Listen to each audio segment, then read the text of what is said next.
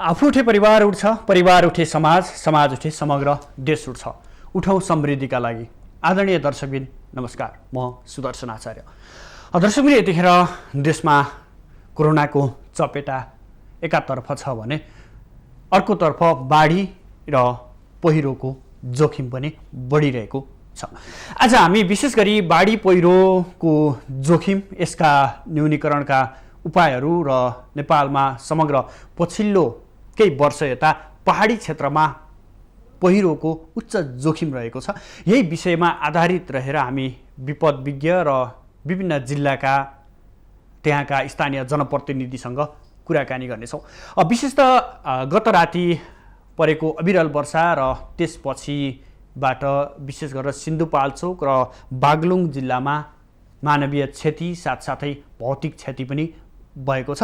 आज हामी मूलतः यिनै विषयवस्तुमा आधारित रहेर त्यहाँका जनप्रतिनिधिहरूलाई त्यहाँको क्षति के कस्तो भइरहेको छ, त्यहाँ उद्धार कार्य कसरी गरिरहेको छ र उद्धार गरिसकेका व्यक्तिहरूलाई कसरी व्यवस्थापन गरिएको छ भन्ने विषयमा कुराकानी गर्नेछौँ भने साथसाथै विपदका कुराहरू जो प्राकृतिक रूपमा हुन्छन् र यसलाई न्यूनीकरण गर्नको लागि मानिसले के कस्ता उपायहरू अवलम्बन गर्न सक्छ र के गर्न हामी चुकिरहेका छौँ र के गर्यौँ भने आगामी दिनमा मानवीय साथै भौतिक क्षति पनि पुग्न नसक्ला र यसबाट जोगिन सकौँला भन्ने विषयमा आधारित रहेर विपद विज्ञसँग पनि कुराकानी गर्ने प्रयास गर्नेछौँ।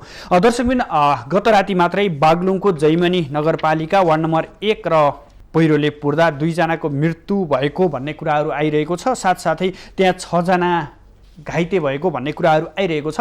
यो विषयमा हामी थप जानकारी लिने प्रयास गरिरहेका छौँ। यतिखेर हामी बागलुङतर्फ जोडिन चाहन्छौँ, जहाँ जैमनी नगरपालिकाका प्रमुख इन्द्रराज पौडेल हाम्रो प्रत्यक्ष सम्पर्कमा जोडिनु भएको छ। इन्द्रज्यू, स्वागत छ यहाँलाई माउन्टेन टेलिभिजनमा। धन्यवाद यहाँलाई पनि। हजुर, जसरी हिजो राति मात्रै अविरल वर्षासँगै त्यहाँको वार्ड नम्बर 1 र 5 मा घर पुरिँदाखेरि 2 जना व्यक्तिको निधन भयो भन्ने कुराहरू आइरहेको छ। त्यहाँको वास्तविकता के छ, उद्धार कार्य कसरी चलिरहेको छ, यसबारेमा जानकारी दिनुहोस् न। हजुरले भने जस्तै बेलुका बिहान 7:30 बजे पहिरो गएर हाम्रो वार्ड नम्बर 1 जहाँ टुनी बोट भन्छन्, हजुर, त्यो ठाउँमा एउटा घर पुरिएर त्यो भित्र बस्नुभएकी लक्ष्मी देवी शर्माको मृत्यु भएको छ। त्यस्तै त्यही घरमा बस्नुभएका त्यो घरका मुली मणिभद्र पाध्याय र उहाँकी छोरी चाहिँ बच्न सफल हुनुभएछ। हजुर, त्यस्तै गरेर त्यही एकै ठाउँमा, यद्यपि उहाँहरू घरका मानिसहरू काठमाडौँमा बस्नु हुँदो रहेछ अहिले। उहाँहरूका पनि 2टा घर, एउटा रिवनाथ शर्मा, एउटा नन्दलाल पौडेल, उहाँहरूका पनि 2टा घर पुरिएर पूर्ण क्षतिमा पुगेका छन्। हजुर, त्यस्तै गरेर पवित्रा देवी पाध्याय र इन्द्रबहादुर छेत्री, उहाँहरू 2 जनाको पनि बस्न जोखिम भएको छ र बस्नका लागि समस्या छ। हजुर, हजुर, अब त्यहाँको भौगोलिक संरचना कस्तो थियो जसकारण पहिरोले घर पूर्ण गयो, अथवा त्यहाँ अविरल वर्षासँगै अन्य कति घरहरू जोखिममा छन्? अन्य घरहरूमा 2टा घरहरू जोखिममा छन्। हजुर, वार्ड नम्बर 1 को कुरा गरेँ मैले, र 3टा घरहरू पूर्ण क्षति भएका छन्। हजुर,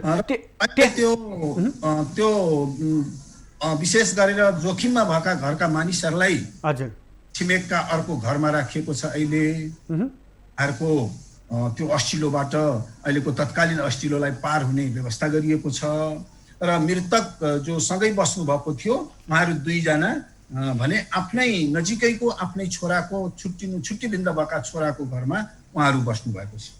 हजुर, त्यहाँको भौगोलिक संरचना कस्तो किसिमको छ? अब उच्च जोखिम छ कि छैन त्यो क्षेत्रमा अहिले? सरसर्ती हेर्दा त थप त्यस्तो जोखिम हुनुपर्ने त देखिँदैन। अब त्योभन्दा घरहरूभन्दा मास्तिर सडक छ।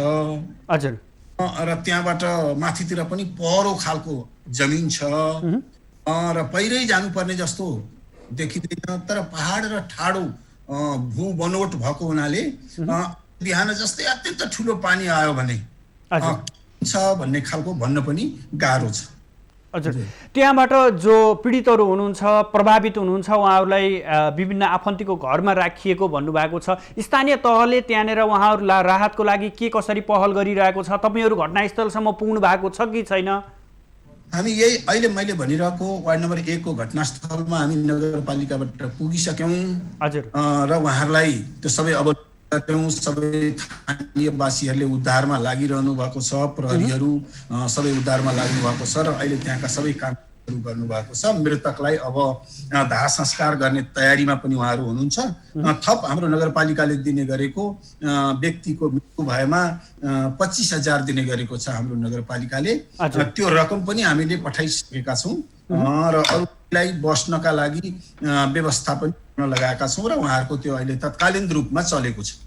हजुर, विशेष गरेर यो पछिल्लो समय डोजरे विकास अथवा चाहिँ संरचनाहरू एउटा मापदण्ड विपरीतका संरचनाहरू बनाउने, सडकहरू सञ्जालहरू विस्तार गरिनेले अधिकांश पहाडी क्षेत्रमा पहिरोको उच्च जोखिम भएको भन्ने कुराहरू पनि रिपोर्टहरू पनि आइरहेको बेलामा चाहिँ तपाईँको समग्र नगरपालिकामा के कसरी व्यवस्थापन गरिनु भएको छ? अन्य जोखिमयुक्त ठाउँहरूमा त्यहाँका सर्वसाधारणहरूलाई कसरी व्यवस्थित गर्ने पहलमा हुनुहुन्छ अथवा त्यहाँनिर सूचनाका कुराहरू कसरी व्यवस्थित गरिरहनु भएको छ? हजुरले भन्नुभयो जस्तै अहिले पहाडलाई विशेष गरेर सडक निर्माणले ठुलै समस्या गरेको छ र हामीले पनि त्यो कुरा महसुस गरेको। कतै सडक बनाउने अनि त्यसबाट पानी व्यवस्थापन ठिक तरिकासँग नहुँदा पानी एकत्रित भएर कहीँ घरमा कहीँ त्यस्ता बस्तीहरूमै पुग्ने र त्यहाँबाट पहिरो चल्ने यो खालको अवस्था बनेको छ र विशेष रूपमा ध्यान दिनुपर्ने अब स्थानीय तहहरूले, प्रदेशहरूले अथवा सङ्घले जसले पनि यो निर्माणका कामहरू गराउँदा विशेष गरेर यो सडक निर्माणहरू गर्दाखेरि विशेष ध्यान दिनुपर्ने भएको छ। धेर थोर हाम्रो यो अहिले क्षति हुने ठाउँमा पनि त्यो खालको सडकको समस्या देखिएको छ। सडकबाट जाने पानीले यो पहिरोलाई चलाएको भन्ने देखिन्छ। हेर्दाखेरि त्यो पनि समस्या चाहिँ जोडिएको छ त्यहाँनिर। अहिले त विकासलाई मोटर बाटोलाई नै विकास सम्झिने पनि स्थानीय तह, अधिकांश स्थानीय तहहरूले एउटा मोटर बाटोको विस्तार गर्यो भने विकास हुन्छ भनेर सम्झिने कुराहरू छ। तपाईँको नगरपालिकामा कस्ता किसिमका सडक सञ्जालहरू छन्? त्यहाँनिर इन्जिनियरिङ गरेका सडक सञ्जाल छन् अथवा छैनन्? कसरी गरिरहनु भएको छ यो भौतिक संरचनाका कामहरू? हाम्रो पनि स्थानीय तह निर्माण भएपछि सुरुतिर प्राविधिक समस्या पनि पर्यो, प्राविधिक जनशक्तिको पनि कमी भयो। त्यही भएर सुरुका दिनहरूमा त्यो हिसाबले प्राविधिक हिसाबले नै सबै कुरा गर्न अलिक सम्भव भएन। तर अहिले चाहिँ प्राविधिक हिसाबले हामी पनि सशक्त छौँ। अहिले हामीले पुरै त्यो हिसाबले ध्यान दिन चाहेका छौँ कसरी प्राविधिक हिसाबले कम क्षति हुने गरी विकास संरचनाहरू निर्माण गर्न सकिन्छ भन्नेमा हाम्रा सबै प्राविधिक साथीहरू लागिरहनु भएको छ। यो अलि पुरानो नै अलि पहिल्यै बनाएको ठाउँ रहेछ यो र त्यहाँको हिसाबबाट पानी जाने जो व्यवस्था थियो त्यसले अलि समस्या गरेर छ। तर पनि अहिले पनि हाम्रा सडक सञ्जालहरू छन त छन्। हामीले मेन सडकहरू भनेर छुट्याएका छौँ। कतिपय सडकहरू विशेष गाउँ जोड्ने सडक भनेर छुट्याएका छौँ र ती सडकहरूको अतिरिक्त कतिपय गाउँमा त्यहाँको स्थानीय भावना अनुसार एउटा हिसाबले प्राविधिक हिसाबलाई पनि गौड मान्दै जो बनाउने छ नि त्यो परम्परा अलिअलि हाम्रोमा पनि छ र त्यो परम्परालाई अन्त्य गर्न हामी लागिराखेका छौँ र त्यो अन्त्य गर्न सकिएन भने यो खालका भूक्षयहरू समस्याहरू विशेषतः पहाडी भूभागमा अत्यन्त हुन्छन् भन्ने कुरामा हामीलाई थाहा छ। त्यसलाई अन्त्य गर्न, त्यसलाई कम गर्न लागिरहने कुरा पनि हामी लागिरहेका छौँ र यो यसका पछाडि यो ठुलो यो सडकले त यसलाई भन्न मिल्दैन तर धेर थोर पानी पुग्नेमा त्यो पनि कारण देखिन्छ। हजुर, हुन्छ पौडेलजी, यहाँको महत्त्वपूर्ण समय र संवादका लागि धेरै धेरै धन्यवाद। हजुर, थोरै म यहाँलाई अलिकति अर्को थप ठाउँको जानकारी गराउने कुरा बाँकी नै छ। हजुर, भन्नुहोस्। हामी जाँदैछौँ जहाँ यद्यपि अहिले हामीलाई सूचना आएको छ वार्ड नम्बर 5 पालिकाको बिनामारी भन्ने ठाउँमा त्यहाँ पनि एउटा घर पूर्ण रूपमा क्षति भएको छ। हजुर, त्यहाँ पनि एकजना मानिसको ज्यान गएको छ, जालपा देवी पाध्या भन्नेको। हजुर, चालपा देवी पाध्या। हजुर हजुर, यो 36 बजे गएको पहिरोबाट यो क्षति भएको छ र त्यो 7 जना हुनुहुँदो रहेछ। हामी त्यहाँ अहिले जाँदैछौँ उहाँहरूसँग फेरि भेटघाट गर्ने गरी। हजुर, उहाँहरू 7 जनाको अवस्था के छ? उहाँहरू 7 जनाको अवस्था अलिअलि केही घाइते हुनुहुन्छ। हजुर, र कतिपयलाई खासै केही भएको छैन र त्यो अवस्था छ उहाँहरूको भन्ने हामीले बुझिरहेका छौँ। हजुर, हुन्छ पौडेलजी, यहाँको समयका लागि धन्यवाद। हस्, यहाँको यो हिमालयन टेलिभिजनलाई पनि धेरै धेरै धन्यवाद। हाम्रो यो गाउँको भर्खरै भएको यो हजुर पौडेलजी हामी माउन्टेन टेलिभिजन मार्फत तपाईसँग संवाद गरिरहेका छौँ। हो, माउन्टेन टेलिभिजनलाई धेरै धेरै धन्यवाद र यहाँलाई पनि धेरै धेरै धन्यवाद हाम्रो विषयवस्तुहरू जानकारी गरेर सूचित गर्दै हुनुहुन्छ। हस्, धन्यवाद। दर्शकवृन्द, हामीसँग हुनुहुन्थ्यो बागलुङको जैमिनी नगरपालिकाका प्रमुख इन्द्रराज पौडेल हुनुहुन्थ्यो। त्यहाँको पछिल्लो अवस्था के छ, त्यहाँ जैमिनीको वडा नम्बर 1 र 5 मा आज बिहान मात्रै पहिरो गएर 2 जनाको मृत्यु भएको र साथसाथै त्यहाँ 6 जना गम्भीर घाइते भएको भन्ने कुराहरू थियो र वास्तवमा त्यहाँ कसरी त्यहाँको भूबनोट कस्तो थियो र त्यहाँ जो घाइतेहरू हुनुहुन्छ उहाँहरूको अवस्था के छ र त्यहाँको भौगोलिक अवस्था के छ र त्यहाँ जुन समस्यामा परेका परिवारहरू हुनुहुन्छ उहाँहरूलाई कसरी स्थापित गरिएको छ, अब कहाँ राखेर उहाँहरूलाई राखिएको छ र उद्धार राहतका कामहरू कसरी भइरहेका छन् भन्ने विषयमा हामी कुराकानी गर्ने प्रयास गऱ्यौँ। दर्शक, यता गत राति मात्रै अविरल वर्षापछि सिन्धुपाल्चोकको 12 विषय नगरपालिका वार्ड नम्बर 7 मा पनि वर्षाका कारण धेरै व्यक्तिहरूको बेपत्ता र अहिले पछिल्लो अपडेट हामीलाई भर्खर मात्रै प्राप्त भएको छ र पछिल्लो अपडेट अनुसार 9 जना व्यक्तिहरूको शव फेला परेको भन्ने कुराहरू आइरहेको छ। यही सम्बन्धी हामी थप जानकारी लिने प्रयास गरिरहेका छौँ। यतिखेर हामीसँग 12 विषय नगरपालिका सिन्धुपाल्चोककी उपप्रमुख सुशीला पाखरिन प्रत्यक्ष सम्पर्कमा जोडिनु भएको छ। सुशीलाज्यू, स्वागत छ यहाँलाई माउन्टेन टेलिभिजनमा। हजुर, नमस्कार। हजुर, तपाईँ जुन घटनास्थलमा त्यहाँको पछिल्लो अवस्था के छ त्यो समग्र जानकारी दिनुहोस् न।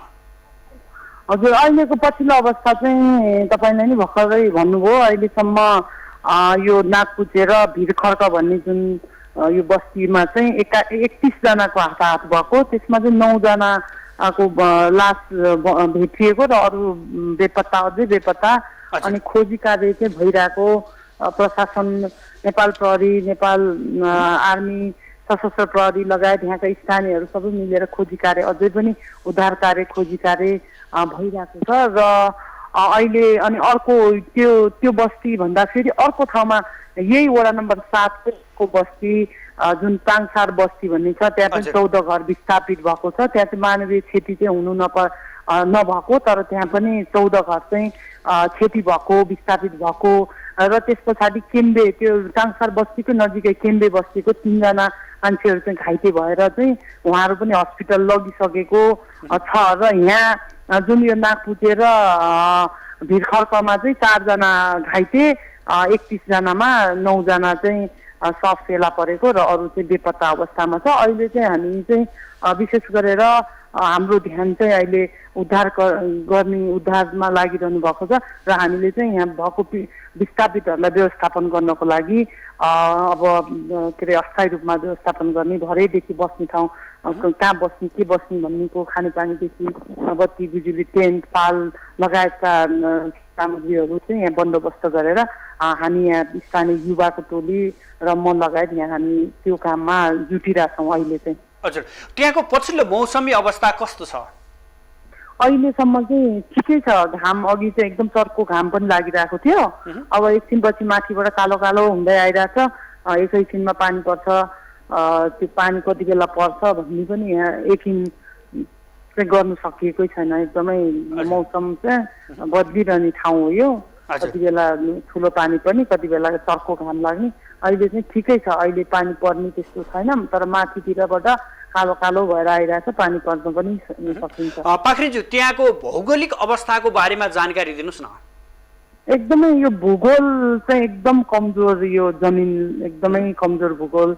जुन भिरखर्क भन्ने चाहिँ अलिकति भिरकै मुनि हो, त्यहाँ चाहिँ अलि सुक्खा पहिरोहरू पनि खसिराख्ने, त्यो बस्तीलाई चाहिँ स्थानान्तरण गर्नुपर्ने भनेर हामीले सबै यो पालि चाहिँ अब अहिले यो 80 के अरे यो जुन हाम्रो 12 विषयमा जम्बूमा ठुलो घटना असारमा घट्दाखेरि पनि उहाँहरूलाई चाहिँ हामीले सुरक्षित स्थानमा टेन्टहरू पालहरू दिएर सुरक्षित स्थानमा नै राखेका थियौँ। उहाँहरू आफै पनि अलिकति ल यो ठाउँ चाहिँ अलि जोखिम छ, हामी सुरक्षित ठाउँमा बस्छौँ भनेर उहाँहरू त्यही ढङ्गले नै बसिरहनु भएको थियो। तर अहिले भदौको अन्तिममा चाहिँ अब अलिकति मौसम पनि सफा भयो, अब धेरै त्यस्तो खालको जोखिममा होला भन्ने खालले उहाँहरू फेरि घरमै बस्न थाल्नुभएको र त्यो स्थानान्तरण नै गर्नुपर्ने हामीले त्यो सबै राखिसकेको। अब भूगर्भविद ल्याएर कुन ठाउँ चाहिँ सुरक्षित छ त्यहाँ राख्ने भनेर हामी प्रोसेसमा अगाडि गइसकेका थियौँ। पाखरी जब तपाईँले यसो बताइरहँदा यसअघि नै तपाईँहरूले यो भौगोलिक बनावटमा भएको बस्ती जोखिम छ भनेर त्यहाँका स्थानीय जनताहरूलाई सचेत गराउने काम गर्नुभएको थियो? हजुर हजुर हजुर उहाँहरूलाई चाहिँ उहाँ आफैहरू पनि सचेत हुनु भएर अन्यत्र पहिरो जाँदाखेरि हाम्रो ठाउँ पनि यस्तो जोखिम छ भनेर उहाँहरू आफै पनि सचेत रहँदै त्यो भिरखर्कको चाहिँ त्यस्तो खालको हो। तर तल जुन नाक पुग्यो भने 20जना हताहत भयो, 19जना बेपत्ता, त्यो ठाउँमा चाहिँ कल्पना पनि गर्न नसकेको। हामीले जब कि अन्यत्रको बस्ती पनि यो चाहिँ फाँट छ, यो चाहिँ खेत एकदमै फाँट भएको कारणले यो ठाउँ चाहिँ सेफ छ, यहाँ ल्याएर बस्ती बसाउनुपर्छ भन्ने हिसाबले हामीले छलफल बहसहरू यहाँको स्थानीयहरूसँग आउँदाखेरि त्यो ठाउँ चाहिँ सेफ छ भन्ने ठाउँ नै आज चाहिँ सबै पहिरोले लगेर सबै भोटेकोसीमा मिलाएको अवस्था छ। एकदम यहाँको भूगोल एकदमै कमजोर भूगोल, विशेष गरेर भूकम्पपछि एकदमै यो भूगोललाई के अरे खिलखिलो बनाएको, जताततै चर्केको भूगोलको कारणले गर्दाखेरि पनि यो अहिलेको यस्तो खालको घटना चाहिँ घटेको हो। यहाँ बारबिसेको भूगोल जुनसुकै वडामा पनि भूगोल एकदमै कमजोर छ। तपाईँले यस्तो घटना बताइरहँदा त्यहाँ जनप्रतिनिधिहरू को पुग्नु भएको छ? सरकारी निकायबाट अथवा केन्द्रबाट को शीर्ष नेताहरू अथवा त्यहाँका जनप्रतिनिधि पुगेको अवस्था हो? आज त सबैजना पुगिसक्नु भएको छ। उहाँहरूले एक चरण अब कसरी जाने भन्ने खालको सामान्य सभामुख थियो, आउनु भइसकेको थियो, 9 बजी नै आइपुग्नु भएको उहाँको टोली। अनि त्यस पछाडि प्रदेशका मन्त्री, हाम्रो यही क्षेत्रबाट प्रतिनिधित्व गर्ने हुने प्रदेशको मन्त्री पनि आइसक्नुभयो। उहाँले पनि यहाँ निरीक्षण गरेर अब कसरी अगाडि बढ्ने भन्ने खालको उहाँहरू सबै आइसक्नु भएको। प्रतिनिधि यहाँको जनप्रतिनिधि त बिहान मेयर साहब हामीहरू त सँगै आयौँ। अनि यहाँ वडा अध्यक्ष लगायतका सबै छौँ। म यहीँ के अरे जुन घटनास्थलमै छौँ, यही अब कसरी व्यवस्थापन गर्ने स्थायी रूपमा भनेर। अनि मेयर साहब चाहिँ तल पालिका फर्किनु भयो। उहाँले चाहिँ बन्दोबस्तीका सामग्रीहरू चाहिँ लोड गरेर पठाउँदै हुनुहुन्छ। हामी चाहिँ अब यहाँ भरे उहाँहरूलाई कसरी यहाँ स्थानान्तरण गर्ने, कसरी राख्ने, व्यवस्थापन गर्ने भन्ने तर्फ चाहिँ यहाँ स्थानीय युवाहरूसँग चाहिँ छलफल गरेर त्योपट्टि लागिरहेछौँ। हजुर, जो अहिले प्रभावित व्यक्तिहरू हुनुहुन्छ उहाँहरू अहिले कहाँ हुनुहुन्छ? उहाँहरूलाई खानपिनको व्यवस्था कसरी मिलाइरहनु भएको छ? उहाँहरू चाहिँ यहीँ वरपर छरछिमेककोमा, यहाँ ठुलो बस्ती छ अर्को पनि, यहाँहरू यहीँ वरपर नै हुनुहुन्छ। हजुर, अब तपाईँहरू जनप्रतिनिधिहरूले अबका दिनमा कसरी अगाडि बढ्ने योजना बनाउनु भएको छ? त्यहाँ प्रभावितहरूलाई अब बस्ती स्थानान्तरणका कुराहरू पनि तपाईँले प्रसङ्ग निकाल्नुभयो। त्यहाँनिर भूकम्पदेखि नै त्यहाँको अवस्था नाजुक थियो अथवा त्यो जमिन एकदमै कमजोर जमिन भन्नुभएको थियो। उहाँहरूलाई कस्तो ठाउँमा लगेर राख्ने सम्भावना छ? त्यहाँको वरिपरिको जमिन कस्तो छ र कुन ठाउँमा लगेर राख्ने सम्भावना हुन्छ? यो अहिले यो अवस्थाहरू देखिरहँदा यो बर्खातको समयमा जति पनि घटनाहरू घटिरहेको देख्दा त अब हामीले नाङ्गो आँखाले हेर्दा त कहीँ कतै पनि सुरक्षित छ जस्तो चाहिँ आजको घटनाले त झन् लाग्दै लागेन। किनभने कहाँ त्यस्तो सुरक्षित जग्गा कुन चाहिँ सुरक्षित ठाउँ हो भनेर नै यकिन गर्न नसकिने। किनभने यो एकदमै फाँट, एकदमै यो नाककुचे फाँट भनेको चाहिँ एकदमै फाँटसम्म भूमि भएको ठाउँमा त यस्तो भनेपछि यो कहाँ लगेर व्यवस्थापन गर्ने, कुन ठाउँ चाहिँ सुरक्षित हो भन्ने नै यकिन गर्नै नसकिने अवस्था चाहिँ छ आज। अब त्यति भनिरहँदा पनि हामीले अब भूगर्भविदहरू ल्याएर कुन ठाउँलाई सुरक्षित गर्ने र अस्थायी रूपमा स्थानान्तरण गर्ने, बस्तीहरू बसाल्ने, अब बस्ती लगेर अहिलेको यहाँको विस्थापितहरूलाई एक ठाउँमा सुरक्षित ठाउँमा लगेर राखेर मात्रै भएन। उहाँहरूको जीविको उपार्जनको विषयवस्तुहरूमा नै लामो दीर्घकालीन हिसाबले सोच्नुपर्ने भएको हुनाले चाहिँ यो चाहिँ अलिक गम्भीर विषय नै छ अहिलेलाई तत्काललाई। हजुर, अब जस्तो पछिल्लो समय पहाडी क्षेत्रमा यो डोजर मोटर सडक सञ्जाल विस्तार गर्ने काममा घरमै मोटर बाटो पुर्याउने नाममा पनि अधिकांश क्षेत्रमा पहिरो गएको कुराहरू, जसले धनको क्षति भएको कुराहरू पनि आइरहेको छ। त्यहाँ तपाईँहरूको जुन बस्ती थियो त्यहाँ पनि मोटर बाटोको संरचनाले गर्दाखेरि यो त्यो सम्भावना होइन, कतिपय अवस्थामा कतिपय स्थानहरूमा त्यो मोटर बाटोले, कच्ची बाटोहरूले किनभने भूगोल भिरालो खालको त्यो खालको मोटर बाटोहरूले पनि पानी आकाशबाट परेको पानी चाहिँ सबै एकीकृत भएर एकै ठाउँमा बग्ने त्यो मोटर बाटोबाट बग्ने भएर एक खालको त्यो पनि हो अलिकति समस्या। तर अहिलेको यो समस्या आजको यो समस्या मोटर बाटोको समस्या होइन, किनभने माथिबाट चारैतिर सबै झरेको छ। त्यो कतै मोटर बाटो खनेको नि होइन, त्यो मोटर बाटो खनेको बाटोबाट आएको पनि होइन। पुरा बिच के अरे खेत एकदमै समथर खेतको बिचबाटै गएको छ सबै। त्यो मोटर बाटोलाई मात्रै भनिरहँदा चाहिँ अहिले त्यो चाहिँ अलिकति न्यायोचित हो जस्तो चाहिँ मलाई चाहिँ लाग्दैन, किनभने यहाँको अवस्था हेरिराख्दाखेरि। हजुर, अब जस्तो तपाईँले त्यहाँ युवाहरूसँग पनि समन्वय गरिरहेको बताउनु भएको छ, त्यहाँका युवाहरू के भन्छन्? अब कसरी त्यहाँको बस्तीलाई सुरक्षित ठाउँमा राख्न सकिन्छ अथवा त्यहाँका जनतालाई सुरक्षित बनाउन सकिन्छ? अब अहिले यहाँ सबैजना यहीँ छलफलमै छौँ हामी, म सँगसँगै छु। उहाँहरूको पनि त्यही छ, अहिले तत्काललाई चाहिँ के व्यवस्थापन गरौँ। अब पछि दीर्घकालीन हिसाबमा त यो लगभग 200 घर धेरै छ यो नाकपुचेको यो फाँटमा। यो बस्ती ठुलो बस्ती छ, यो बस्ती नै जोखिममा छ। त्यही भएको कारणले चाहिँ केही अरू दीर्घकालीन रूपमा चाहिँ सोच्नुपर्छ भन्ने नै छ उहाँहरूको पनि भनाइ र हाम्रो पनि त्यही हो भनाइ। किनभने सधैँभरि यहाँ यो सुरक्षित ठाउँ हो भन्ने नै भएन, चारैतिरबाट पहिरो खस्ने त्यो भइसकेपछि आजको घटनाले गर्दा कुनै ठाउँ सुरक्षित छ भन्ने चाहिँ भन्नु सकिने ठाउँ छैन अहिले तत्काललाई। दीर्घकालीन भन्दा पनि अहिले तत्काल अस्थायी रूपमा यो विस्थापितहरूलाई व्यवस्थापन गरौँ, अनि त्यस पछाडि हामी फर्दर अरू के गर्नुपर्छ बसेर छलफल गरेर कहाँ के गर्ने हुन्छ अब गरौँ भन्ने उहाँहरूको पनि त्यही छ। अब जे भयो अब भइसकेको कुरा भयो, अब समीक्षा गर्नुपर्ने कहीँ केही कमजोरी छ भने हामी पछि समीक्षा गरौँला। तर अहिलेलाई गर्नुपर्ने चाहिँ दीर्घकालीन सोच्नुपर्ने दीर्घकालीन हिसाबमा नै हामी सोचेर गरौँला। आजलाई अस्थायी रूपमा व्यवस्थापन गरौँ भन्ने। पाखरिनज्यू, अब नजिकै चाडपर्व पनि नजिकै छ, यो अवस्थामा उहाँहरूलाई छिटो एक ठाउँमा स्थापित गर्नुपर्ने अवस्था पनि हुन्छ। साथसाथै यो जनप्रतिनिधिहरू अथवा जुन सांसद नेताहरू हुनुहुन्छ उहाँहरूले जनतालाई आश्वासन देखाउने, यस्ता समयमा उहाँहरूका समुदायमा घरमा गएर विभिन्न किसिमको आश्वासन देखाउने, तर चाहिँ उहाँहरूलाई वास्तवमा राहत पनि वितरण नगर्ने, उहाँहरूलाई स्थापित गर्न पनि पछिबाट चाहिँ क्रमशः कम गर्दै जाने भन्ने पनि समयमा आरोपहरू पनि लाग्ने गर्छन् जनप्रतिनिधिहरूलाई। तपाईँहरूले भनेकै समयमा तोकेकै समयमा उहाँहरूको इच्छा अथवा उहाँहरूलाई व्यवस्थित गर्ने काम, उहाँहरूलाई राहत वितरण गर्ने काम गर्नुहुन्छ? होइन, राहत वितरण व्यवस्थापन गर्ने काम त त्यसमा त अब हामीले योभन्दा अगाडि पनि गरिएकै हौँ, किनभने अगाडिकै गुनासोलाई मैले तपाईँसँग राखेँ। अगाडि पनि केही गुनासो आएको भएर तपाईँको नगरपालिकामा मैले यो प्रश्न तपाईँलाई राखेँ। होइन, हामीले अब एकदमै स्थानीय सरकारले समन्वय गरेर प्रदेश सङ्घसँग समन्वय गरेर गर्नु सक्ने होइन, स्थानीय स्रोत साधनले भ्याएको गर्न सक्ने हामीले गरेका छौँ। अब काम गर्ने सन्दर्भमा अब कहीँ केही गल्ती त्रुटि कमजोरी रह्यो भने अब त्यसलाई पनि अब हामीले मध्यनजर गर्दै अब आगामी दिनमा चाहिँ त्यस्ता खालका आवाजहरू आउन नदिनुको लागि हामी एकदम सचेत भएर काम गर्ने हामी प्रतिबद्ध चाहिँ जनाउँछौँ।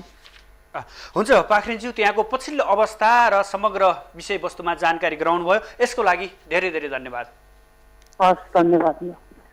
दर्शकबिन, हामीसँग हुनुहुन्थ्यो 12 विषय नगरपालिका सिन्धुपाल्चोकी उपप्रमुख हुनुहुन्थ्यो सुशीला पाखरिन हुनुहुन्थ्यो। उहाँले पछिल्लो त्यहाँको अवस्था के छ र त्यहाँ जो व्यक्तिहरू पहिरो प्रभावित व्यक्तिहरू हुनुहुन्छ उहाँहरूलाई कसरी स्थापित गर्ने, त्यहाँ राहतका कुराहरू कसरी भइरहेका छन्, त्यहाँको भौगोलिक संरचना कस्तो छ भन्ने कुराहरू जानकारी गराउनु भयो। त्यहाँ अहिले पछिल्लो समय त्यहाँ 9 जनाको शव फेला परेको भनिएको छ, जसमा 68 वर्षीय भक्तिमाया श्रेष्ठ, त्यस्तै गरी 100 वर्षीय ल्याक्सी शेर्पा, त्यस्तै गरी 65 वर्षीय धनलाल नेवार, त्यस्तै गरी 24 वर्षीय शुक्रलाल विक, 24 वर्षकै जुनु विक, त्यस्तै गरी 8 वर्षीय सन्देश विक, 42 वर्षीय ज्ञानीमाया प्रधान, त्यस्तै गरी 60 वर्षीय सर्किनी नेवार र 60 वर्षीय हिरामाया नेवारको त्यहाँनिर शव भेटिएको छ। पहिरोमा जो पुरिनु भएको थियो उहाँहरूको शव भेटिएको छ। अन्यको खोजी कार्य जारी छ र घटनास्थलमा नेपाल प्रहरी, नेपाल आर्मी, सशस्त्र प्रहरी लगायत स्थानीयहरूले त्यहाँनिर खोजी कार्य र उद्धारको कार्यहरू गरिरहेको भन्ने कुराहरू आइरहेको छ। पहिरोको जोखिम उच्च बढिरहेको छ। यही सिन्धुपाल्चोकलाई मात्रै हेर्ने हो भने यो असार 25 देखि यता मात्रै त्यहाँ ठुलो जनधनको क्षति भएको छ। असार 25 गते 12 विषे नगरपालिका र भोटेकोसी गाउँपालिकामा 4 जनाको मृत्यु भएको थियो भने अझै पनि 22 जना व्यक्तिहरू बेपत्ता भएको कुराहरू छ। त्यस्तै गरी 5 जना घाइते भएको अवस्था छ र साउन 2 गते नै भोटेकोसी गाउँपालिका 4 मा त्यहाँ पहिरोबाट 5 जनाको मृत्यु भएको थियो। त्यस्तै गरी साउन 19 गते मेलम्ची नगरपालिकामा 10 जनाको मृत्यु भएको अवस्था थियो भने 1 जना चाहिँ घाइते हुनुभएको थियो र त्यसै गरी गत साउन 30 गते मात्रै जुगल गाउँपालिका 2 लिडीमा खसेको पहिरोले 36 जनाको मृत्यु भएको थियो भने 2 जना बेपत्ता हुनुभएको छ।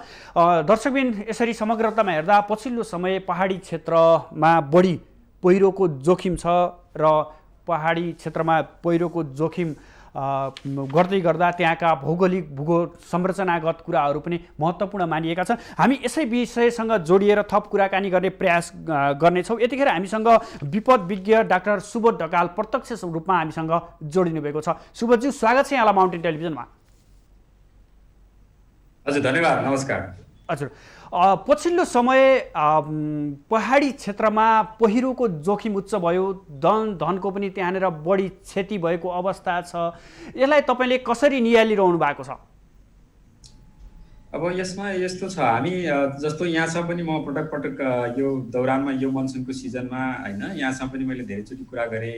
हजुर। र अरूसँग पनि मैले धेरै कुरा गरिसकेँ र यो सामान्यतया कुरा चाहिँ के छ भने हामी जब समस्या पर्छ अनि त्यसपछि बढी तात्ने जुन हाम्रो बानी छ सबभन्दा 1 नम्बरमा त त्यसलाई नै राख्नुपर्छ होइन। किनभने जब हामी यो मनसुनको 4 महिना अथवा महिना मनसुनको सुरुवात हुन थालेदेखि नै हामी के हुन्छ भने यस्तो घटनाहरू घट्न थाल्छन् अनि हामी तात्छौँ।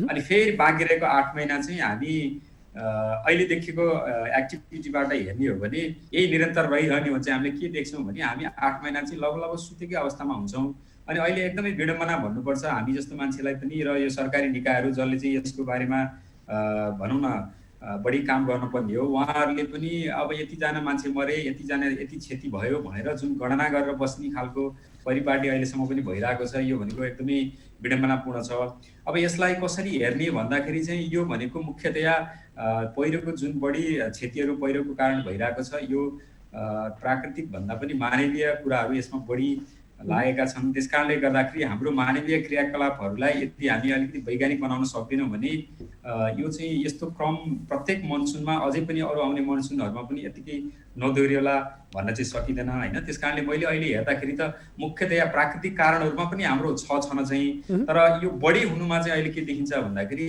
यो जुन मानवीय क्रियाकलापहरू र यसमा पनि मुख्यतया भन्दाखेरि सरकारी निकायको अथवा सरकारी तर्फबाट हेर्दाखेरि पहिलेदेखि नै जुन बस्तीहरू बसिरहेका छन् त्यो बस्तीहरू चाहिँ अलिकति अव्यवस्थित बस्तीहरू, त्यसपछि जोखिम पहिचान गर्नमा हामी ढिलाइ, अनि पहिचान गरेको ठाउँमा पनि मान्छेले त्यसलाई डिसिजन मेकिङमा समस्या, अनि त्यस्तै स्थानीय निकायहरू बनाइएको छ। स्थानीय निकायहरूलाई चाहिँ तपाईँको अधिकारहरू दिएको छ तर स्थानीय निकायहरूमा त्यो अधिकारलाई प्रयोग गर्न जान्ने अथवा त्यो कसैले त्यसलाई प्रयोग गर्ने भन्ने खालका आवश्यक जनशक्तिहरू के अरे यो हाम्रो टेक्निसियनहरू होइन प्राविधिकहरू चाहिँ उहाँहरूकोमा नभएको अवस्था, यो सबैलाई समग्र रूपमा हामीले हेऱ्यौँ भने चाहिँ अनि यो किन यस्तो बढी क्षति भइरहेको छ भन्ने कुराको चाहिँ उत्तर आउँछ। हजुर, तपाईँले यो समग्रता बताइरहँदा विशेष गरेर पछिल्लो समय यो स्थानीय तहहरू जुन संरचनाहरू बनिसकेपछि जुन सडक सञ्जालहरू बाटो विस्तार गर्ने 2वटा घरसम्म पनि पुग्नुको लागि चाहिँ स्थानीय तहलाई गुहार गर्ने र त्यहाँनिर न इन्जिनियरिङ हुन्छ न केही हुन्छ, त्यहाँ घरसम्म बाटो अनिवार्य पुर्याइदिनु पर्ने, यसले गर्दा पनि उच्च जोखिममा बस्तीहरू रहे भनिएको छ। तपाईँ एउटा विज्ञको हिसाबले यसलाई कसरी हेर्नुहुन्छ? एकदमै यहाँले भन्नुभएको हामीले देखिरहेकै कुरा हो होइन। मिडियामा पनि यो धेरै आइसक्यो र हामीले अनुसन्धान गर्दा हामी पनि ठाउँ ठाउँमा जुन अनुसन्धान गरेर जान्छौँ त्योबाट त्यो बेलामा देखिएका कुराहरू नै यहाँले भन्नुभएको त्यो कुरा सत्य हो। किन यस्तो हो भन्दाखेरि हाम्रो गाउँघरका र विशेष गरी पहाडी भागको हामीले कुरा गर्छौँ भने बस्ती यति धेरै छरिएको छ, यति धेरै बस्ती छरिएको छ। तपाईँले हेर्नुभयो भने पहाडको फेदीमा अलिअलि घर, त्यसपछि बिचमा अलिअलि घर, फेरि पहाडको टुप्पामा अलिअलि घर, भनौँ न 8-10वटा घरको लागि हामीले सबै एउटा पहाडै ओगटेका छौँ। अनि त्यो किन त्यसरी गरिएको छ भन्दाखेरि मानिसहरू जुन पहिला बस्दै आए त्यो बस्दाखेरि उनीहरूले आफ्नो जग्गा जमिनहरूको जुन सुरक्षा गर्नुपर्ने हो अथवा जग्गा जमिनमा आफू नजिक आफ्नो जग्गा जमिन जहाँ छ त्यहाँ बस्दाखेरि आफू बस्दाखेरि त्यसको सुरक्षा पनि हुनसक्छ भन्ने हिसाबले मानिसहरूले पहिलादेखि नै बस्दै आएपछि यो पुस्तादेखि बस्दै आएको पुर्खौँदेखि बस्दै आएको ठाउँहरू उहाँहरूले आफूले त्यत्तिकै छोडेर जान मन चाहिँ कसैलाई पनि हुँदैन। अब उहाँहरूलाई एउटा कुरा चाहिँ के हुन्छ भने यस्तो बस्ती विकासले गर्दाखेरि यो पहिरोको कारणले भनौँ न पहिरोको प्रकोपहरू बढेको छ र त्यो कारणले बढी क्षति पनि भएको छ। यो एकदमै हामीले देखेको एउटै कुरा के हुन्छ भने उहाँहरूलाई त्यो ठाउँ छोड्न कुन बेला मन लाग्छ भने यदि हामीले उहाँहरूलाई त्यहाँ जसरी बसोबास गरिरहनु भएको छ त्योभन्दा उपयुक्त अथवा त्योभन्दा भनौँ न जीविकोपार्जनको लागि सजिलो हुने ठाउँ अथवा उहाँहरूलाई भनौँ न इकोनोमिक रिसोर्सेसहरू अथवा अन्य कामहरू गर्नलाई सुविधा र यो खानेपानीदेखि लिएर जति पनि आधारभूत समस्या के अरे हाम्रा चाहिने कुराहरू छन् त्यसको चाहिँ हामीले समाधान गर्न सक्यौँ, राम्रोसँग व्यवस्था गरिदिन सक्यौँ र त्यो देखाइदिन सक्यौँ भने चाहिँ उहाँहरू के हुन्छ भने त्यो ठाउँ छोड्न पनि उहाँले सक्नुहुन्छ। अब हामीमा समस्या के भयो भने यो सबै कुरा गर्नको लागि एउटा त तपाईँको भू उपयोग नीतिको जुन कुरा गर्छौँ त्यो कागजमा मात्रै छ जति भने पनि तपाईँले अहिले हामी गरिरहेका छौँ भनेर सरकारी निकायका मान्छेहरूले भनिरहनु भए पनि त्यसको जबसम्म हामीले भनौँ न फिल्डमा गएर त्यसको चाहिँ कार्यान्वयन भएको हामीले देख्दैनौँ त्यति बेलासम्म त हामीले त कागजमा भएको कुरालाई मान्ने कुरा त हुँदैन र कागजमा भएको कुरालाई मान्न हुँदैन अथवा मानिँदैन भन्ने कुरा त यो घटनाहरूले तपाईँले भनौँ न हामीले देखिरहेकै छौँ। यो घटनाहरू घटिरहेका छन्, मान्छेहरूको ज्यान गइरहेको छ, सम्पत्तिको लस भइरहेको छ होइन। भनेपछि हामीले त के त भने हामीले देखाइदिनु पऱ्यो क्या मान्छेहरूलाई चाहिँ एउटा मोडेल देखाइदिनु पऱ्यो। ल हेर्नुहोस् त हामीले यसरी एकीकृत रूपमा बस्ती बसाउन सक्यौँ भनेदेखि जथाभावी हामीले बस्ती बसाएनौँ भनेदेखि हामी के हिसाबबाट हामी सुरक्षित हुन सक्छौँ अथवा हाम्रो चाहिँ जीविकोपार्जन कसरी राम्रो हुनसक्छ, हाम्रो चाहिँ भनौँ न इकोनोमिक रिसोर्सहरू कसरी हामी बढाउन सक्छौँ होइन, मानिसहरूलाई कति सहज हुनसक्छ, बच्चा बच्चीलाई पढाउनदेखि लिएर स्वास्थ्य उपचारदेखि लिएर कसरी सहयोग हुनसक्छ भन्ने कुराको हामीले त क्लस्टरिङ गर्ने जुन हामीले भन्छौँ एक ठाउँमा बस्ती ल्याइदिने मोडेल देखाइदिने मान्छेहरूलाई ल हेर यस्तो मोडेलमा बस्दाखेरि कति सजिलो हुनुपर्छ भन्ने देखाइदिने र त्यसलाई चाहिँ एउटा इच्छा शक्तिका साथ चाहिँ सरकारले केन्द्र सरकारदेखि नै उहाँहरूले त्यसलाई एउटा पोलिसी अथवा नीतिगत हिसाबले चाहिँ ल्याइदिने र स्थानीय सरकारलाई चाहिँ के छ भने त्यसको कार्यान्वयन गर्नलाई चाहिने तपाईँको जनशक्तिदेखि लिएर इकोनोमिक रिसोर्सका कुराहरू त्यो उहाँसम्म पुर्याइदिने र एउटा देशैभरि चाहिँ एउटा व्हीलको रूपमा हामीले चलाउन सक्यौँ भने अनि मात्रै के हुन्छ भन्दाखेरि अहिलेको जस्तो घटनाहरूलाईबाट हामी घट्न सक्छौँ। अब ढकालजी तपाईँले भने जस्तो बस्ती स्थानान्तरणका कुराहरू एकीकृत बस्तीका कुराहरू गर्दै गर्दा त्यहाँको मानिसहरूको मानसिकता पनि एक किसिमले परिवर्तन गर्नुपर्ने हुन्छ र साथसाथै सरकारले विभिन्न समयमा पनि यस्ता किसिमका योजनाहरू ल्याइरहेको हुन्छ तर ठोस प्याकेज दिन सक्दैन जसले गर्दाखेरि अब मान्छेहरू कहाँ र किन बस्ने भन्ने कुराहरू छ। हामी ठ्याक्कै कहाँनिर चुकेका छौँ यो विषयमा? अब यो विषयमा दुई तीनटा कुरा हामीले हेर्नुपर्छ। एउटा भनेको त केन्द्र सरकारले जुन एकदमै अडानका साथ नीति ल्याउनु पर्ने हो नि त्यो चाहिँ सबैतिर लागू हुने हिसाबले एउटा अडानका साथ सबैतिर हाम्रो स्थानीय निकायमा सबैतिर त्यही नीति चाहिँ लागू हुनुपर्छ भन्ने खालको एउटा अडान अनि त्यसमा चाहिँ तपाईँको जुन पोलिसी हुन्छ त्यो उहाँले एकदम डटेर ल्याउनु पर्यो। त्यो चाहिँ के अरे खुट्टा कमाएर होइन कि अब भयो भने भयो भन्ने हिसाबले होइन कि साँच्चै लागू गर्छु भन्ने हिसाब इच्छा शक्तिले उहाँले ल्याउनु पर्यो एउटा कुरा। र दोस्रो कुरा चाहिँ अहिले मैले भने जस्तै स्थानीय तहलाई त उहाँहरूले के छ भने जस्तो यहाँले अहिले पनि यो वर्ष थाहा पाइसक्नुभयो जस्तो लिदीको केसमा हेर्दाखेरि लिदीमा चाहिँ पुनर्निर्माण प्राधिकरणले त्यो ठाउँलाई चाहिँ बस्ती स्थानान्तरणको सूचीमा राखेको रेड जोनमा राखेको अथवा चाहिँ पछि कुनै हिसाबले चाहिँ फेरि पहेँलो जोनमा राखेको भन्ने कुरा आएको थियो। जुनै हिसाबले गर्दाखेरि पनि त्यो स्थान चाहिँ बस्नको लागि उपयुक्त छैन भन्ने कुरा त पहिले नै आँकडा आइसकेको छ होइन। तर त्यसलाई कार्यान्वयन गर्ने बेलामा त के हो भन्दाखेरि तपाईँले पुनर्निर्माण प्राधिकरणले पनि त्यसलाई कार्यान्वयन गर्न नसक्ने अनि स्थानीय तहसँग त्यो शक्ति नै छैन उसले कसरी गरोस्। अब उदाहरणको लागि तपाईँको स्थानीय तहमा चाहिँ यदि त्यो ठाउँमा चाहिँ ल यो ठाउँमा बस्नै नहुने नै हो भन्ने ग्यारेन्टी साथ भन्न सक्ने र हामी चाहिँ सरिहाल्नुपर्छ भनेर एउटा निर्णय दिन सक्ने खालको जस्तो अलिकति पहिरो बुझ्ने मान्छे भनौँ न भूगर्भविदहरू भइदिएको भए चाहिँ के हुन्थ्यो भने उहाँहरूलाई त्यो थाहा हुँदाहुँदै जुन अनाकमा मान्छेले ज्यान गुमाउनु पर्यो त्यसबाट त बच्न सक्नुहुन्थ्यो होइन। त्यस कारणले यहाँ मैले भनेको चाहिँ एउटा के छ भने केन्द्र सरकारको साँच्चै नै नीति चाहिँ एकदम के अरे साँच्चै खुट्टा नकमाइकन एकदम लागू नै गर्ने हिसाबले ल्याउनु पर्ने र त्यो चाहिँ एउटा तहमा मात्रै होइन कि सबै स्थानीय तहमा सर्कुलेट गर्नु पर्यो र त्यो सबै स्थानीय तहले चाहिँ त्यसलाई लागू गर्नै पर्छ भन्ने खालको बाध्यात्मक कुराहरू त्यहाँ ल्याउनु पर्यो।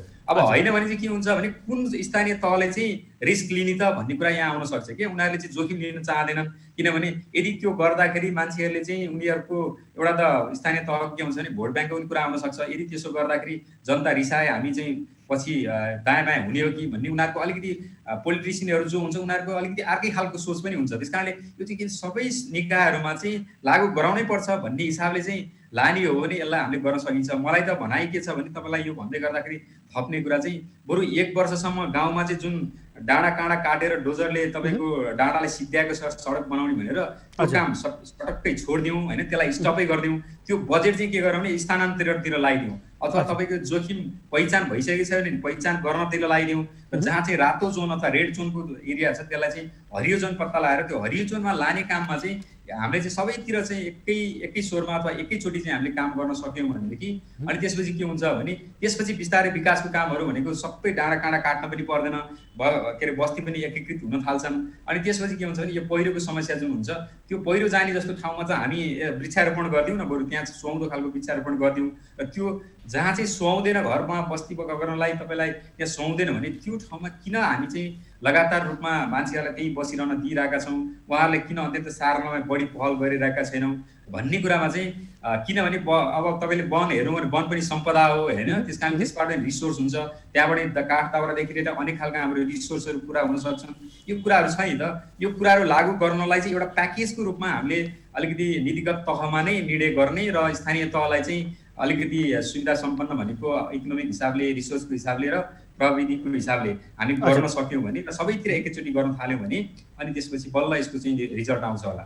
हजुर, जस्तो यहाँनिर तपाईँले प्रसङ्ग उठाउनु भयो भू उपभोग नीति भनेर प्रसङ्ग उठाउनु भयो। अब यो नीति कस्तो बनाइनुपर्छ र कसरी जान सक्यो भने मानव पनि सुरक्षित हुन्छ र वातावरण पनि सुरक्षित राख्न सकिन्छ? हजुर, एकदम राम्रो प्रश्न गर्नुभयो यहाँले। अब भू उपयोग नीतिमा चाहिँ कुरा के आउँछ भन्दाखेरि त्यो नीति बनाउने बेलामा नै हामीले अनुसन्धान गर्नुपर्ने जरुरी हुन्छ। जस्तो कुनै एउटा कुनै गाउँपालिकाको हामीले भू उपयोग नीति बनाउनु पर्यो भने त्यो गाउँपालिकाभित्रको अहिलेको भौगोलिक संरचना कस्तो छ मुख्यतया भन्दाखेरि, किनभने हामी अहिले पहिरोको कुरा गर्दैछौँ भने भौगोलिक संरचना हेऱ्यौँ भने चाहिँ हामीलाई के थाहा हुन्छ भने पहिरोको मात्रै होइन, त्यहाँ भूक्षयदेखि लिएर तपाईँको धेरै पानी पर्दाखेरि जुन बाढीको कुराहरू पनि आउन सक्छ। र त्यसपछि अर्को कुरा भनेको त्यो ठाउँमा चाहिँ के हुनसक्छ त, कुन खेती राम्रो हुनसक्छ अथवा चाहिँ तपाईँको त्यो ठाउँमा कुन चाहिँ रुखहरू हामीले रोप्दाखेरि राम्रो हुनसक्छ अथवा त्योभन्दा बाहेकका अरू तपाईँको कुनै पनि त्यसमा रुखहरू हामीले रोप्न नसक्ने खालको अथवा त्यहाँ चाहिँ राम्रो नहुने खालको हामीले देख्छौँ अथवा खेती पनि राम्रो नहुने देख्छौँ र त्यहाँ चाहिँ बस्ती बसाउँदाखेरि पहिरो जाने खालको भू बनोट हामीले देख्छौँ भनेदेखि त्यसमा चाहिँ हामीले के गर्न सक्छौँ भन्दाखेरि भनौँ न त्यसलाई फिट छैन भने केलाई फिट छ त त्यो ठाउँ चाहिँ भन्ने कुरा चाहिँ हामीले 5-7वटा 8-10वटा चाहिँ इन्डिकेटरहरू जुन भनेर भन्छौँ त्यो इन्डिकेटरहरूलाई हालेर अनि हामीले के गर्छौँ भने अहिलेको जमानामा चाहिँ कम्प्युटर मोल्डिङ पनि भन्ने चलन छ। भनेपछि डिफ्रेन्ट सिनारियो हामीले डेभलप गर्ने, यो लगाउँदा के होला, यो लगाउँदा के होला, यो लगाउँदा के होला भनेर त्यहाँको भू बनोटले चाहिँ कस्तो रेस्पोन्स दिन्छ त होइन। जस्तो त्यो ठाउँमा चाहिँ हामीले सडक खन्यौँ भने त्यसले के रेस्पोन्स दिन्छ, हामीले त्यो ठाउँमा चाहिँ रुख रोप्यौँ भने के रेस्पोन्स दिन्छ, त्यो ठाउँमा चाहिँ हामीले खेती जस्तो धान बाली लगायौँ भने के रेस्पोन्स दिन्छ भन्ने कुरा हामीले के छ भने एउटा कम्प्युटर मोडलिङको जमाना आएको छ अहिले। हामी चाहिँ डिफ्रेन्ट अप्सन्सहरू त्यहाँ राखेर अनि बेस्ट फिट अप्सन जुन भन्छ हामीले सबभन्दा राम्रो के त्यहाँको जमिनले के राम्रो सबभन्दा राम्रो चाहिँ चिजलाई के राम्रो प्रयोग गर्दाखेरि त्यसले चाहिँ राम्रो रिजल्ट दियो त, नतिजा दियो त भन्ने कुरालाई हामीले निकाल्न सक्छौँ। र त्यो हेरिसकेपछि ल यो ठाउँमा चाहिँ तपाईँले बस्ती बसाउने, यो ठाउँमा चाहिँ खेती गर्ने, यो ठाउँमा चाहिँ वन जङ्गल लगाउने होइन भनेर चाहिँ हामीले त्यो गर्न सक्छौँ। त्यस कारण अहिले हेर्दाखेरि के छ भने हामीले जोखिमको हिसाबले हेर्दाखेरि पनि अहिले हामी पहिरोको हिसाबले हेरिरहे पनि ओभरअलमा हामीले हेर्दाखेरि त पहिरो मात्रै नभइकन सबै अरू जोखिमलाई पनि हामीले हेर्नुपर्ने कारणले गर्दाखेरि र यो भू बनोट विशेष गरी मैले तपाईँलाई फेरि पनि अहिले भन्दैछु भू बनोट यदि हामीले राम्रोसँग हेर्न सक्यौँ भने यसले अरू प्रकोपहरूको लागि पनि भूक्षय तपाईँको बाढी पहिरो होइन यो सबै खाले कुराहरूलाई चाहिँ र अर्को भनेको यो भूकम्प यो सबैको कुरालाई चाहिँ एकीकृत रूपमा उसले एन्सर दिन सक्छ क्या। त्यस कारणले गर्दाखेरि मुख्यतया मेरो विचारमा यो कुराहरूलाई हामीले हेर्नुपर्छ। र अर्को भनेको त्यहाँका मानिसहरूको चाहिँ सोसियो इकोनोमिक स्टाटस अथवा उहाँको पढाइ लेखाइको स्तर के छ, उहाँले कतिको बुझ्नु भएको छ, अनि उहाँले कसरी जीविकोपार्जन गर्नुभएको छ, उहाँको आयको स्रोत के हो होइन, यस्ता कुराहरूलाई हामीले विचार गरेर अनि त्यो आय स्रोतलाई मिल्दोजुल्दो अथवा कमसेकम त्योभन्दा कम नहुने गरेर अर्को ठाउँको कुन हुनसक्छ जहाँ चाहिँ उहाँहरूले मेकअप गर्न सक्नुहुन्छ अथवा आफ्नो जीविकोपार्जन गर्न सक्नुहुन्छ भन्ने खालको कुराहरूलाई हामीले लग्न सक्यौँ भने अनि यसमा चाहिँ हामी पक्कै पनि सफल हुन सक्छौँ। हजुर, अन्त्यमा मैले तपाईँलाई सोधेँ जस्तो त्यहाँ बस्ती हस्तान्तरण गर्नु पर्यो, बस्ती एकीकृत बस्ती बसाल्नु पर्यो भने त्यहाँका मानिसहरूको मानसिक रूपमा तिनीहरूलाई सबल बनाउन अथवा उनीहरू त आफ्नो थाक थलो छोडेर बाहिर जान खोज्दैनन्, तिनीहरूको मानसिकता परिवर्तन गर्न तपाईँहरू जस्तो विज्ञहरूले के कस्ता सुझाव दिन चाहनुहुन्छ र भौगोलिकतालाई समेटेर स्थानीय तहहरूलाई के कस्तो गर्यो भने बस्ती एकीकृत बस्ती र बस्ती स्थानान्तरणको कुराहरू सहज हुन सक्छ? हजुर, अब यसमा चाहिँ यस्तो छ, हामीले भन्ने चाहिँ कुरा के हो भन्दाखेरि सबभन्दा पहिला त हाम्रो जीवन, हामी जो मान्छे भएर जन्मेका छौँ भनेपछि हाम्रो मुख्य कुरा भनेको हाम्रो जीवन नै छैन भने अरू त्यसपछि हामीले के आशा गर्ने अथवा हाम्रो चाहिँ के अरे पुर्ख्यौलीलाई बचाउनको लागि अथवा हाम्रो चाहिँ जुन पुर्खाले आर्जेको जमिन छ त्यसलाई बचाउनको लागि हामी ज्यान दिन पर्ने हो कि होइन त होइन। हाम्रो ज्यान त्यति सस्तो छ जुन चाहिँ तपाईँले त्यो जमिनलाई बचाउनको लागि तपाईँ त्यहीँ बसिरहने हो भन्ने कुरा चाहिँ एउटा मुख्य कुरा भनेको त्यो हो। हामीले उहाँहरूलाई भन्ने चाहिँ के हो भने तपाईँको ज्यान रह्यो भने तपाईँले अर्को ठाउँमा गएर पनि फेरि नयाँ सुरुवातबाट तपाईँले गर्न सक्नुहुन्छ। यसमा सरकारले पनि सहयोग गर्नुपर्छ। तर यदि तपाईँले ज्यानै रहेन भने त तपाईँले के गर्न सक्नुहुन्न। त्यस कारणले हामीले भन्ने चाहिँ स्थानीय निकायलाई के अरे स्थानीय बासिन्दाहरूलाई हामी यस्तो घटनाहरू घटेको बेलामा हामी जुन ठाउँमा गएर अथवा त्योभन्दा अरू बेला पनि अनुसन्धान गर्न चाहन्छौँ। स्थानीय मानिसहरूलाई समुदायलाई हामीले भन्ने गरेको चाहिँ यही नै हो होइन। त्यो पछि मात्रै अब हामी के सोध्छौँ भने हाम्रो जीवन सुरक्षित भयो भने अनि मात्रै हामीले आफ्नो ठाउँको लागि, आफ्नो पुर्खाको लागि अथवा आफ्नो देशको लागि के गर्न सक्ने हो भन्ने भावना चाहिँ उहाँहरूमा जगाउनु पर्ने एउटा मुख्य सुझाव त्यो हो। अनि अर्को त अहिले मैले भनेको सुझाव अनुसारै के हुन्छ भने तपाईँको जुन स्थानीय निकाय अथवा जुन सरकारकै कुरा गरौँ, ओभरअलमा हामीले सरकार भन्छौँ, सरकारले चाहिँ उहाँहरूलाई एउटा आकर्षण दिनुपर्छ। किनभने हामीले हाम्रो अनुभवमा के छ भने उहाँहरू छोड्न नचाहने एउटा उहाँको थाक थलोलाई छोड्न मात्रै नचाहेको होइन, उहाँहरूको अर्को अल्टरनेटिभ छैन, त्योभन्दा अरू अप्सन छैन, कहीँ गएर बस्ने ठाउँ छैन भने अब हामी कहाँ गएर बस्ने, हाम्रो जमिन त यही नै हो भन्ने खालको उहाँहरूको कुरा हुन्छ। त्यस कारणले त्यसको लागि त सरकारले नै हेर्नुपर्छ। अहिले भने जस्तै क्लस्टरिङ अथवा भूप्रयोगको नीतिहरू होइन, त्यसमा त उहाँहरू जानै पर्ने हुन्छ। त्योभन्दा बाहेक हामीले अरू के गर्न सक्दैनौँ। र त्यसमा चाहिँ जुन क्लस्टरिङको कुरा गर्छौँ, मोडल भिलेजहरू पनि बनाउँछौँ, उहाँलाई सुविधा पनि दिन्छौँ भन्दैछौँ, त्यो मात्रै सुविधा मात्रै दिएर हुँदैन कि उहाँहरू त्यहाँ गएपछि उहाँले गर्ने काम के हो त त्यो पनि देखाइदिनु पर्यो। जस्तो हामीले अहिले भनेको जस्तो भूप्रयोग नीतिमा यो ठाउँमा खेती गर्न सकिन्छ, यो ठाउँमा बस्ती विकास गर्न सकिन्छ भनेर अथवा यो ठाउँमा चाहिँ के अरे वन जङ्गल बनाउन सकिन्छ अथवा यो ठाउँमा चाहिँ हामीले खनिज पदार्थहरू निकाल्न सकिन्छ भन्ने जुन एउटा पुरै खाका हामीले निकाल्छौँ भने अनि उहाँहरूलाई चाहिँ त्यो बस्तीमा बसाइसकेपछि उहाँहरूले खेती गर्न पाउने ठाउँ कुन हो अथवा कुन ठाउँमा चाहिँ उहाँहरूले अरू जीविकोपार्जन, अब खेती नै गर्नुपर्छ भन्ने छैन, उहाँहरू त्योभन्दा बाहेक तपाईँले काम के अरे जागिर अथवा चाहिँ तपाईँको कुनै इलमको कुराहरू जुन भन्ने हुन्छ, अल्टरनेटिभ इकोनोमिक रिसोर्सेस भनेर भन्छौँ होइन, त्यो कुराहरूमा चाहिँ उहाँलाई आश्वस्त पार्न सक्यौँ भने अनि उहाँहरू त्यहाँबाट भनौँ न आफूले चाहिँ चाहेर नै उहाँहरू निस्किन सक्नुहुन्छ। होइन भने चाहिँ अब उहाँहरूले यस्तै गर्नुभयो, किनभने सरकार राज्य भनेकै त्यही कारणले हो नि त। मान्छेले कुनै कुरा चाहिँ नबुझेर अथवा उहाँको कुनै कारणले गर्दाखेरि उहाँले भनेको मान्नु भएन भने उहाँहरूलाई मनाउने कुरा, उहाँलाई बुझाउने कुरा भनेको सरकारको र हामी जस्तो मान्छेहरू पनि हो। अब हामी जस्तो मान्छेको कुरा यहाँले गर्नु छ भने हामीले चाहिँ निरन्तर रूपमा के छ भने जानेको कुरा चाहिँ हामीले जसरी हुन्छ त्यहाँको स्थानीय बासिन्दाहरू सरकारलाई मात्रै एक्लो बनाउने होइन कि मिडिया होस् अथवा हामी जस्ता यसमा पढेलेखेका मान्छे भनौँ, सबैले के हुन्छ भने उहाँहरूलाई चाहिँ एकीकृत रूपमा चाहिँ सम्झाइ बुझाइ गरेर र उहाँहरूलाई चाहिँ रिसोर्सको कुरा देखाएर, अल्टरनेटिभ अलिकति निकासको कुरा देखाएर अथवा आकर्षणको कुराहरू देखाएर अनि त्यसबाट ठाउँबाट हामी उपयुक्त स्थानमा वैज्ञानिक हिसाबले सार्न सक्यौँ भने अनि यो समस्या चाहिँ हट्दै जान्छ। र म अन्त्यमा तपाईँलाई अन्त्य भन्दै हुनुहुन्थ्यो, मैले भन्नुपर्ने चाहिँ के छ भने जुन विपद प्राधिकरण अहिले बनेको छ यो कामको लागि सबैभन्दा बढी मुख्य भूमिका मैले देख्दाखेरि अब विपद प्राधिकरणको हुन्छ। स्थानीय निकायलाई बलियो बनाउनेदेखि लिएर यो विपदका कुराहरूमा चाहिँ तपाईँको विपद प्राधिकरणले एकदम कोअर्डिनेसन गर्नुपर्छ र उहाँहरूले चाहिँ सेन्ट्रल गभर्मेन्ट र तपाईँको लोकल गभर्मेन्ट्सको बिचमा चाहिँ एउटा पुलको काम गरेर र उहाँले टेक्निकल भनौँ न कुराहरूमा चाहिँ मान्छेहरूलाई बुझाउने कुरामा अथवा निर्णय गराउन सक्ने अवस्थामा चाहिँ लानु जरुरी हुन्छ। हुन्छ सुबोधज्यू, यहाँको महत्त्वपूर्ण समय र संवादका लागि धेरै धेरै धन्यवाद। हजुर, धन्यवाद यहाँलाई पनि। दर्शकबिन्द हामीसँग हुनुहुन्थ्यो विपद विज्ञ डाक्टर सुबोध ढकाल हुनुहुन्थ्यो। उहाँले समग्रतामा नेपाली भूगोल, नेपाली परिवेश र बाढी पहिरोको जोखिमका कारकहरू र अबका बस्ती स्थानान्तरण र एकीकृत बस्तीको विकल्प नरहेको र यसको लागि मानसिकता नै व्यवहारमा परिवर्तन गर्नुपर्ने, मानसिकता नै बलियो बनाएर त्यहाँको जुन जोखिमयुक्त ठाउँहरू छ त्यो ठाउँका मानिसहरूलाई सुरक्षित ठाउँमा ल्याउनुको विकल्प छैन नेपालको भौगोलिक हिसाबले भनेर उहाँले आफ्ना महत्त्वपूर्ण विचारहरू र यसका निराकरणका उपायहरू पनि बताउनु भयो। दर्शकबिन आज हामी विशेष गरेर पहिरो, बाढी पहिरो र त्यसमा पनि पछिल्लो समय हिजो गत रातिदेखि बागलुङ र सिन्धुपाल्चोकको पहिरोको पछिल्लो अवस्था के छ, त्यहाँ मृतकहरूको सङ्ख्या कति पुगेको छ र त्यहाँको भौगोलिक अवस्था के छ भन्ने कुराहरू जानकारी लिने प्रयास गऱ्यौँ भने साथसाथै विपद विज्ञसँग अबका जोखिमका चुनौतीहरू कम गर्न के गर्न सकिन्छ र के गर्यो भने नेपाल र नेपालीलाई थप सुरक्षित राख्न सकिन्छ, प्राकृतिक प्रकोपबाट न्यूनीकरण गर्दै सुरक्षित बनाउन सकिन्छ भन्ने विषयमा हामी छलफल गऱ्यौँ। दर्शक पनि भोलि पुनः अर्को विषय र नयाँ प्रसङ्ग र विषयवस्तुका साथ उपस्थित हुनेछौँ। आजलाई भने बिदा दिनुहोस्। नमस्ते।